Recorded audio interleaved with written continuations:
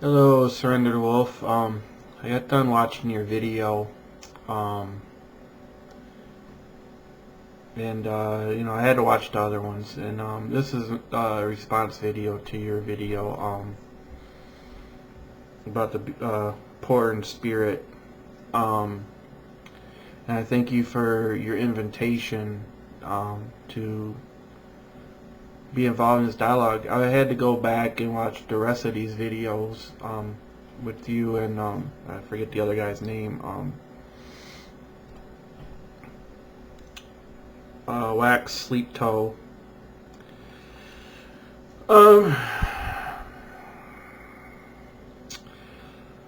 I be quite honest with you. I mean,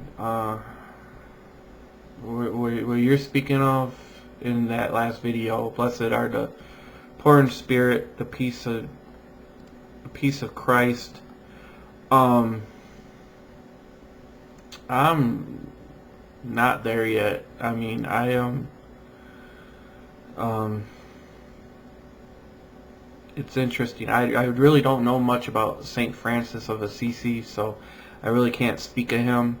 I'm really not really big on church history too much. I pretty much stick with the Bible and like the apostles, and in particular, I guess my favorite would be Paul, because he I mean, if there was a man who is clearly portrayed as giving everything for Jesus, he would be the man. I mean, most of the book of Acts is dedicated to Paul's ministry. I mean, from what chapter so like 10 or 11, it starts with Peter and John, but then from chapter 11 on, it's Paul. And most of the epistles were written by Paul, and I think there was a reason for that. And the reason, what I see, or I've come to see, is that Paul's life is a dichotomy. Or I hope I'm using that term correctly. I kind of feel I'm a little bit in over my head with you guys, but I mean, there was this contradiction, like from who he was and who he became.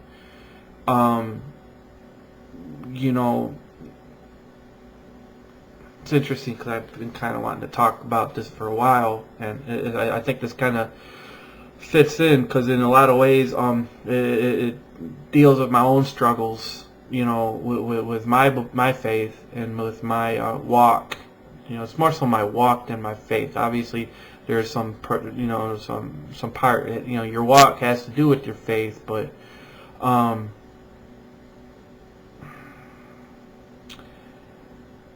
sin all the time. I mean, and and I'm not proud of it by any means. And to be quite honest with you, there are ways that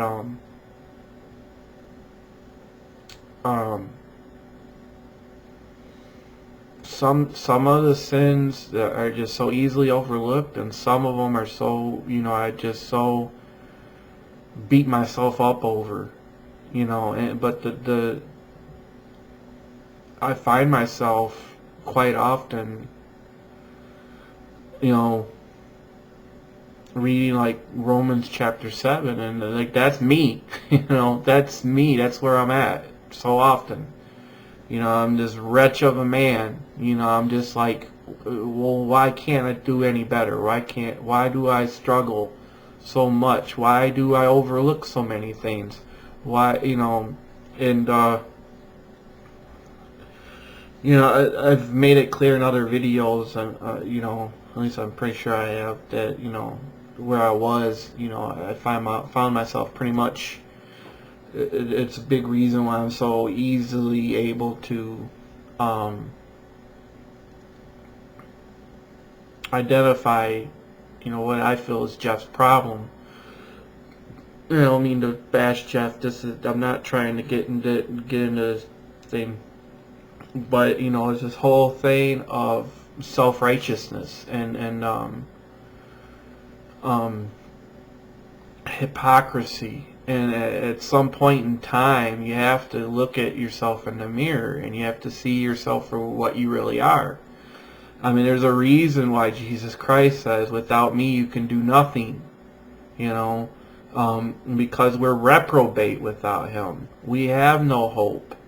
And let me get back to Paul for a second, because in Philippians, as we know, he was a Pharisee. He lived, now we all know that the Pharisees were very much hypocrites. They're very hypocritical.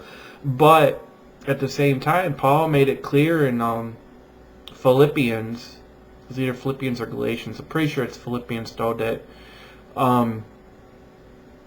by the righteousness according to the law, he was blameless. And yet, if it weren't for Jesus arresting him on the road to Damascus, the man would have been lost. He was condemned. And, so he's not talking about that he's blameless before God, because he wasn't. To be quite honest with you, Paul would have been one of them people weeping for sure, because God would just strip them clean.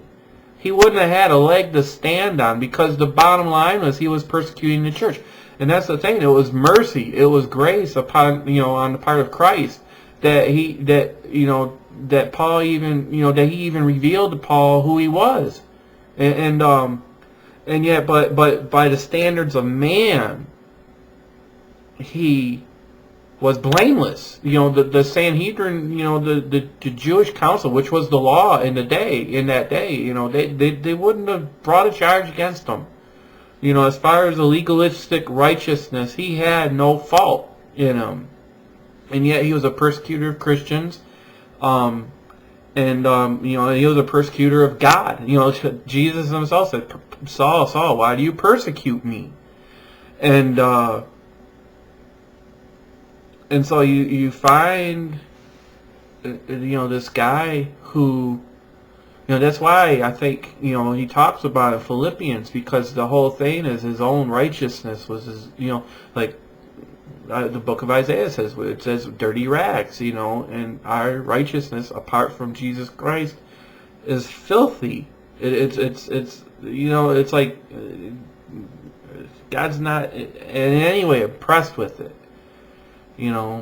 The people who Jesus is talking about when he talks about these people who say, "Lord, Lord," these are people who had no relationship with him,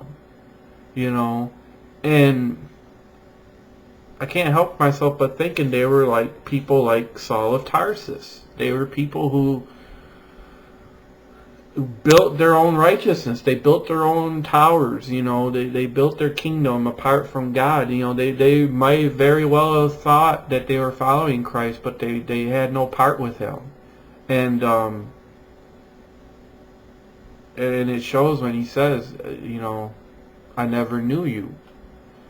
And so what you find with Paul is you find this man saying, all this thing that I built for myself, which was the righteousness according to law, which was his own righteousness, his own, I'm gonna work it out. Fell like a house of cards when he met Jesus on the Damascus Road. It just fell.